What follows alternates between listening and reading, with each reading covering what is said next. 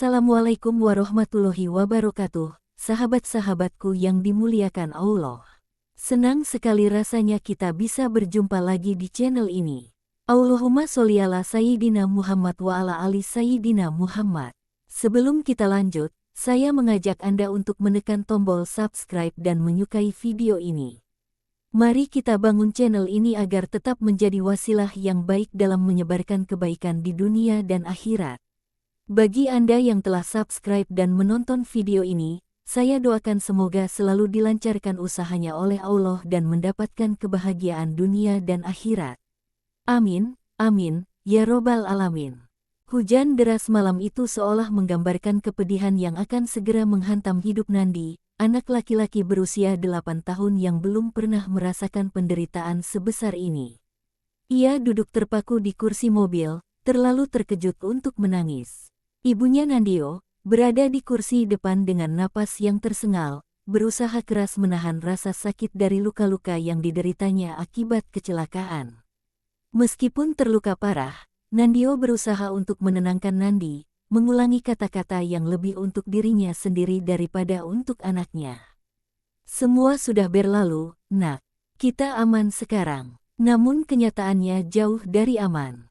Gelap dan hujan terus memukul kaca jendela mobil yang ringsek, seolah menciptakan tirai yang memisahkan mereka dari dunia luar.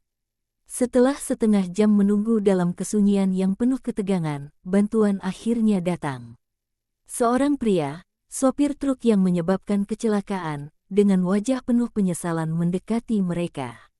Dengan suara yang terdengar gemetar, ia menjelaskan bahwa hujan lebat telah menghalangi pandangannya, dan ia terburu-buru karena ingin cepat sampai di ulang tahun putrinya. Meski begitu, pria itu tetap dibawa oleh polisi untuk diperiksa lebih lanjut. Sementara itu, Nandi dan Nandio segera dibawa ke rumah sakit dengan ambulans. Sepanjang perjalanan, Nandi menggenggam tangan ibunya yang dingin. Wajahnya masih belum menunjukkan ekspresi, terlalu muda untuk memahami penuh apa yang terjadi, tetapi cukup tua untuk merasa bahwa sesuatu telah berubah selamanya. Sesampainya di rumah sakit, Nandi hanya mengalami luka-luka ringan, namun pandangannya tetap terpaku pada ibunya yang kini dikelilingi oleh para dokter. Mereka bergerak cepat, dan kata-kata yang terdengar samar di ruangan itu mulai menciptakan kekhawatiran di hati Nandi. Salah seorang dokter, Rizky, yang masih muda dan berwajah tenang, menghampiri Nandi, berusaha menenangkan anak itu. Nak, ibumu perlu menjalani operasi besar, kata dokter Rizky dengan lembut, berjongkok agar setara dengan tinggi Nandi. Nandi menatapnya dengan mata penuh ketakutan, seolah ingin meyakinkan dirinya bahwa semuanya akan baik-baik saja. Apakah ibu akan baik-baik saja? Suaranya terdengar rapuh, seolah jika ia berkata lebih keras, dunia di sekitarnya akan runtuh. Dokter Rizky mencoba tersenyum meskipun tahu bahwa harapan itu tipis. Kami akan melakukan yang terbaik. Kamu harus berani ya, Nandi. Kami semua di sini untukmu. Waktu seakan melambat bagi Nandi, duduk sendiri di ruang tunggu, menatap pintu ruang operasi yang tertutup. Setiap detik terasa seperti jam, dan setiap kali seseorang lewat, jantungnya berdegup kencang. Namun, akhirnya datang kabar yang paling ditakuti, dokter Rizky keluar dengan wajah muram, diikuti oleh tim medis yang lain. Mata mereka berbicara lebih banyak daripada kata-kata yang diucapkan. Ibumu tidak berhasil melewati operasinya, nak. Kami sudah berusaha semampu kami, ujar dokter Rizky perlahan, hatinya ikut tersayat melihat anak sekecil itu harus mendengar berita sedemikian berat. Dunia Nandi seketika runtuh. Tidak ada tangisan yang keluar dari mulutnya. Hatinya begitu hampa, seperti dunia di sekitarnya yang tiba-tiba kehilangan warna. Kehilangan ibunya adalah pukulan yang terlalu berat untuk dicerna oleh anak sekecil dia. Hari-hari berikutnya terasa seperti kabut bagi Nandi. Setelah ibunya meninggal, ia dibawa ke panti asuhan.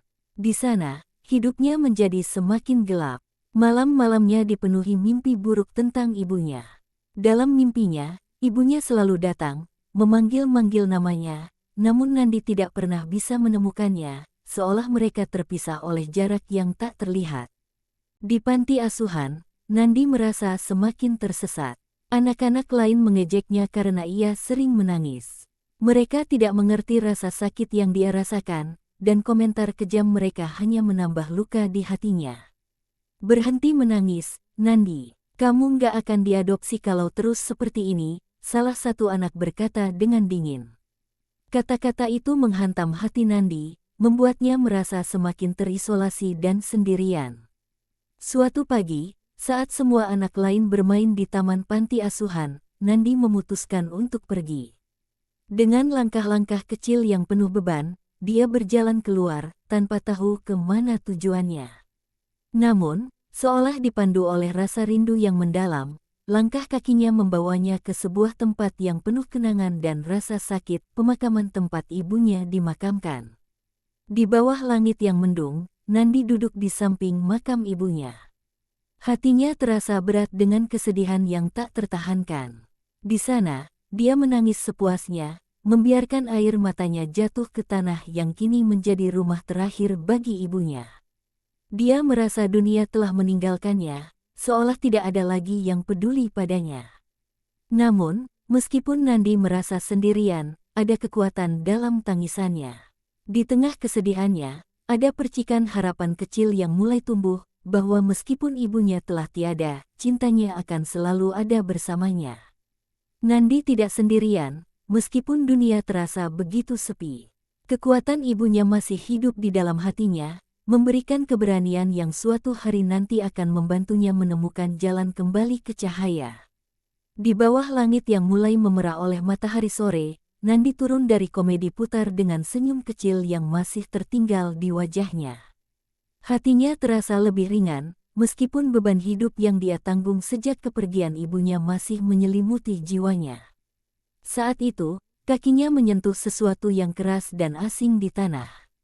Ia menunduk, memperhatikan benda kecil yang tertutupi bayangan pohon, sebuah dompet kulit lusuh, tergeletak begitu saja di antara daun-daun yang berguguran. Nandi memungut dompet itu dengan hati-hati, matanya berkeliling mencari pemiliknya. Taman sudah hampir kosong, hanya ada beberapa orang yang berlalu lalang di kejauhan. Perasaan ragu menghampiri pikirannya. Siapa yang kehilangan ini? Gumamnya pada diri sendiri. Tangan kecil Nandi gemetar saat membuka dompet itu. Apa yang dilihatnya membuat jantungnya berdegup kencang, di dalamnya terdapat setumpuk uang tunai dalam jumlah yang belum pernah ia lihat seumur hidupnya. Matanya membelalak lebar, pikirannya segera dipenuhi oleh berbagai macam emosi, rasa takut, bingung, dan sedikit godaan. Dalam hidupnya yang penuh kesulitan, uang sebanyak itu bisa berarti banyak hal, mungkin bisa mengubah nasibnya, atau setidaknya membantunya membeli hal-hal yang selama ini hanya menjadi mimpi. Namun, di tengah semua pikiran itu, suara hati Nandi muncul. Suara ibunya seakan berbicara dari dalam hatinya, mengingatkannya untuk selalu berbuat benar. Apa yang akan ibu lakukan? Pikirnya dalam hati. Rasa kebingungan perlahan-lahan menghilang, digantikan oleh ketenangan dan keputusan yang jelas. Ia tahu apa yang harus dilakukan. Dengan napas yang sedikit bergetar, Nandi berjalan menuju pos keamanan taman. Di sana, seorang petugas tua yang ramah sedang duduk, menikmati teh hangatnya. Nandi berhenti di depannya, sedikit ragu, namun akhirnya menyodorkan dompet tersebut. "Pak, saya menemukan dompet ini di taman," ucap Nandi dengan suara pelan tapi jelas. Petugas itu menatap Nandi sejenak, lalu menunduk melihat dompet di tangannya. Dia tersenyum kecil, mengangguk, dan berkata, "Terima kasih, Nak. Kamu melakukan hal yang benar." Nandi merasa lega. Meski dompet itu mungkin bisa menyelesaikan beberapa masalah kecil dalam hidupnya, ia merasa lebih baik telah berbuat jujur. Ridwan dan istrinya, yang sedari tadi memperhatikannya dari kejauhan, berjalan mendekat. Mereka tak mengatakan apa-apa, hanya memberi Nandi senyum hangat dan menepuk bahunya dengan lembut. Nandi tahu bahwa apa yang baru saja dia lakukan adalah keputusan yang tepat. Hari-hari berlalu, dan hubungan antara Nandi, Ridwan, dan istrinya semakin erat.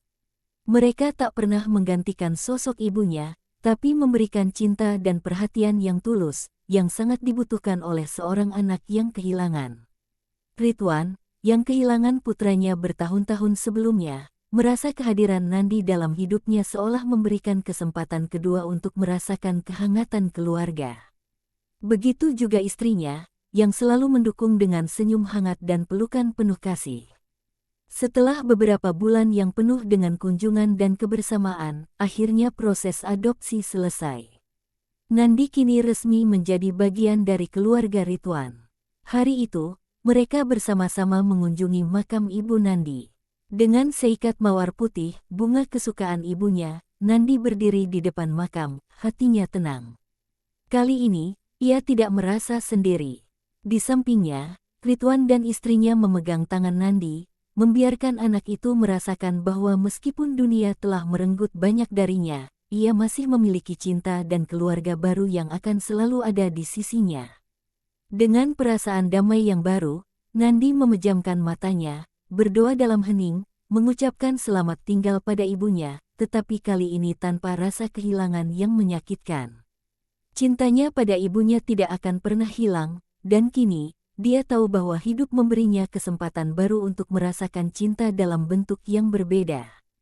Langit sore mulai berubah gelap saat mereka meninggalkan pemakaman, namun di hati Nandi, ada cahaya baru yang menyala, cahaya harapan dan keluarga. Bagi Nandi, hidup akan tetap sulit, tetapi sekarang dia tahu bahwa cinta, kejujuran, dan keberanian adalah kunci untuk terus maju.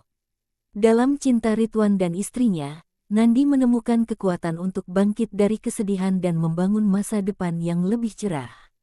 Saat Nandi menyerahkan dompet yang ditemukannya kepada petugas keamanan, pria besar dengan seragam rapi itu menatapnya dengan rasa tidak percaya. "Kamu temukan ini, Nak?" tanyanya, suaranya terdengar penuh kekaguman dan kelegaan. Nandi mengangguk pelan, merasa sedikit malu, tetapi merasakan kehangatan menyebar di hatinya. Petugas itu tersenyum lebar dan berkata, "Kamu baru saja menyelamatkan Natal keluarga ini. Pemilik dompet ini sudah mencarinya kemana-mana." Kata-kata itu menggema di telinga Nandi, membuat hatinya sedikit lebih ringan. Ridwan, pria tua yang sering datang mengunjungi panti asuhan tempat Nandi tinggal, berdiri tidak jauh dari situ, melihat kejadian itu dengan rasa bangga yang membuncah. Tanpa banyak bicara, Ridwan menepuk bahu Nandi, isyarat bahwa ia telah melakukan sesuatu yang sangat benar. Dalam perjalanan pulang, Ridwan memutuskan untuk mengantar Nandi kembali ke panti asuhan. Meski hari semakin gelap, ada kehangatan yang terpancar di antara mereka. Ridwan merasa bahwa tindakan kecil Nandi menyerahkan dompet itu adalah tanda bahwa anak ini memiliki hati yang tulus, dan ia yakin ada sesuatu yang lebih besar di balik pertemuan mereka. Malam itu, di ranjang kecilnya di panti asuhan, Nandi merenung. Ia teringat ibunya yang telah tiada, dan bagaimana ibunya selalu mengajarkan untuk jujur dan berbuat baik, meski dunia tidak selalu adil. Ada rasa bangga di hatinya, karena dia tahu, jika ibunya masih ada, dia pasti akan tersenyum dan berkata bahwa Nandi telah menjadi anak yang baik. Meski rasa kehilangan masih menghantui, Nandi tersenyum kecil, percaya bahwa hidupnya mungkin tengah berangsur membaik. Keesokan paginya, Ridwan duduk di meja makan bersama istrinya, pikirannya masih dipenuhi bayangan tentang Nandi. Ia merasa ada sesuatu yang menghubungkan mereka, sesuatu yang lebih dalam dari sekadar pertemuan singkat di pemakaman. "Aku tidak mengerti semuanya," katanya, memandangi cangkir kopinya dengan penuh renungan. "Tapi aku merasa ada sesuatu yang anak kita coba sampaikan melalui Nandi." Istrinya, dengan penuh kasih sayang, menyentuh tangan Ridwan dan tersenyum. "Kalau kamu merasa begitu kuat, mungkin kita harus mendengarkan. Mungkin ini bukan kebetulan." Percakapan itu membuat Ridwan semakin yakin. Ia memutuskan untuk memeriksa alamat yang diberikan Nandi beberapa hari sebelumnya. Ketika ia menemukannya di ponsel, hatinya tergerak. Itu adalah alamat panti asuhan tempat Nandi tinggal. "Ini bukan hanya perasaan biasa," gumamnya pelan. "Aku yakin ada sesuatu yang lebih besar di sini." Beberapa jam kemudian, Ridwan dan istrinya tiba di panti asuhan. Namun, mereka segera dihadang oleh kendala yang tidak terduga. Jam kunjungan sudah berakhir, ujar petugas panti dengan nada tegas, tidak memberi mereka ruang untuk tawar-menawar. Ridwan mencoba menjelaskan situasi, tentang Nandi dan firasat kuat yang ia rasakan, tetapi petugas itu tidak bergeming. Frustrasi mulai merayap di dalam diri Ridwan, tetapi kemudian dia teringat betapa sulitnya kehidupan di panti asuhan ini, dan betapa seringnya anak-anak seperti Nandi diabaikan. Tanpa berpikir panjang, Ridwan mengeluarkan sejumlah uang dari sakunya dan dengan hati-hati menyodorkannya kepada petugas panti. Petugas itu melirik uang di tangannya, raut wajahnya perlahan melunak. Dengan senyum lebar, dia berkata, "Bos, saya sedang tidak ada, jadi kalian bisa masuk." Tapi cepat, ya. Ridwan dan istrinya memasuki panti asuhan dengan hati yang berdebar. Di dalam ruangan utama yang sederhana namun hangat, mereka melihat Nandi duduk di sudut, terpisah dari anak-anak lain yang sedang bermain. Pandangan Nandi kosong, matanya menyiratkan kesepian yang mendalam. Namun, saat ia melihat Ridwan dan istrinya mendekat, ada perubahan kecil di wajahnya. Cahaya harapan yang redup muncul di matanya, seolah-olah pertemuan ini adalah secercah sinar di tengah kegelapan hidupnya. Ridwan dan istrinya saling berpandangan, seakan berbagi pemahaman yang sama. Mereka belum tahu apa yang akan terjadi selanjutnya, tidak ada yang pasti. Tapi satu hal jelas, pertemuan ini bukan kebetulan. Ini adalah awal dari sesuatu yang besar, sesuatu yang mungkin akan mengubah hidup mereka semua. Ridwan tahu, dari dalam hatinya, bahwa mereka telah menemukan sesuatu yang hilang, sesuatu yang pernah mereka miliki dan kini muncul kembali dalam bentuk seorang anak yatim bernama Nandi. Dan untuk Nandi, hidup yang penuh kesedihan mungkin baru saja menemukan harapan baru, harapan akan cinta dan keluarga yang mungkin telah lama ia rindukan. Terima kasih sudah menonton. Jangan lupa untuk like, komen, dan subscribe untuk lebih banyak kisah lainnya. Sampai jumpa di video berikutnya.